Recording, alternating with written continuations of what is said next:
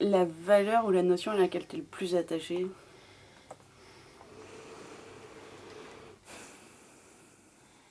L'amour, c'est quelque chose de très important. Il est plus facile d'ailleurs que d'aimer, parce que pour aimer, il faut savoir pardonner. Et j'ai envie de pleurer. Tu veux qu'on fasse un petit Non, peu? non, ça va, vas-y. Ok. Qu'est-ce qui te plaît le plus dans ta vie aujourd'hui? Ce qui me plaît le plus dans ma vie, il n'y a pas de plus, il n'y a pas de moins, il n'y a pas de plus ou moins. C'est une totalité, c'est un tout. Ce qui vraiment me plaît, c'est la chance que je me suis donnée de réfléchir. Ça, c'est vraiment le plus beau cadeau que je me suis offert, la réflexion. La distance pour essayer de prendre les bonnes décisions. Et ce qui me convient le plus, c'est ma femme, mes enfants, mon fils, le grand, qui a compris beaucoup de choses. C'est le plus beau cadeau. Ça va. Tu me fais chialer, tu me fais chier. C'est du bonheur, t'inquiète pas, il n'y a pas de problème. Oui, faut le montrer ça. Bah ouais, c'est du bonheur quoi. C'est à fond. Ça va. Et mon papa, il me regarde là-haut. Il est fier. Mon grand frère aussi, qui est mort quand j'étais plus jeune, il est fier aussi. Et tous nos ancêtres, ils sont derrière. Ils sont là. Il n'y a pas que la vie dans la matière ici. Il y a bien d'autres choses. Beaucoup de choses qu'on n'imagine pas. Il faut se reconnecter. T'as quel rapport aux croyances, aux religions, je ne Aux sais pas. croyances, alors après, attention, ça reste mon avis personnel, je te donne mon avis perso et j'incite personne à penser comme moi ni à penser autrement, chacun a sa version des choses. Pour moi, la religion telle qu'on la connaît, je trouve pas ça génial, c'est croire en un dieu, un machin, un truc. Alors après, les livres ont été, je pense, écrits pour qu'on puisse tenir une ligne de conduite pour atteindre un certain bonheur et ce genre de choses. Ça a été complètement modifié. Voilà, on a fait des guerres au nom des religions. Moi, je crois plutôt aux grands esprits, aux énergies. Il y a les énergies telluriques, les énergies qui viennent de la Terre, les énergies cosmiques qui viennent des cieux, de l'univers, et les énergies divines. Ce sont des forces divines, c'est les créateurs, ce qui a créé tout ça, et c'est ce qui est derrière nous.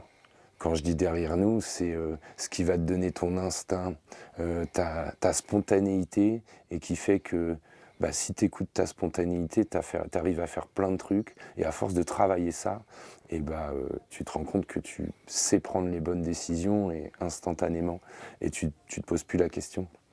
Pour moi, c'est ça. Ce sont ces forces-là. Et on en a la preuve aujourd'hui, ici, les gens qui vivent avec moi là autour, ils sont tout à fait conscients de ça. Ils se rendent bien compte. Regarde, un truc tout con.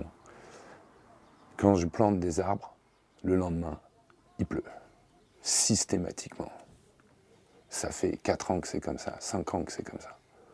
Et chaque personne te le diront ici. Je me dis pas, je regarde pas la météo en me disant tiens, demain il pleut, je vais planter des arbres. Non, non, non. Je me lève le matin, je me dis c'est aujourd'hui. Tu peux être sûr que le lendemain il flotte. C'est ouf. C'est complètement dingue. Je me mets à creuser une mare. Quelques mois plus tard, j'ai un pote qui passe avec des baguettes de sourcier. Il dit mais putain, t'as creusé un trou, il y a une source juste en dessous. C'est sérieux? Pourquoi j'ai creusé ce trou ici? Pourquoi j'ai décidé de faire ça là? Pourquoi? Les forces, c'est ça. C'est l'énergie. C'est ta spontanéité. Pour moi, c'est ça. C'est quoi le bonheur? C'est quoi le bonheur? C'est une Ferrari, une énorme maison, une piscine et un jacuzzi. Ah, ça, c'est le bonheur.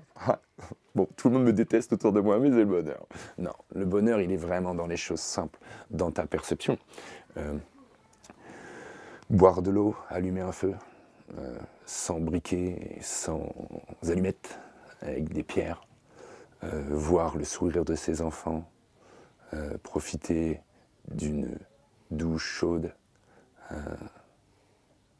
manger de la bonne nourriture, produire des légumes. C'est les choses simples en fait, le bonheur. C'est la simplicité des choses, savoir apprécier ça. Le jour où l'humanité fait ça, il n'y aura plus de problème. Il n'y aura pas de problème. C'est ce qu'il faut comprendre. Revenons à la Ferrari donc. Qu'est-ce que tu penses du mode de vie traditionnel, on va dire?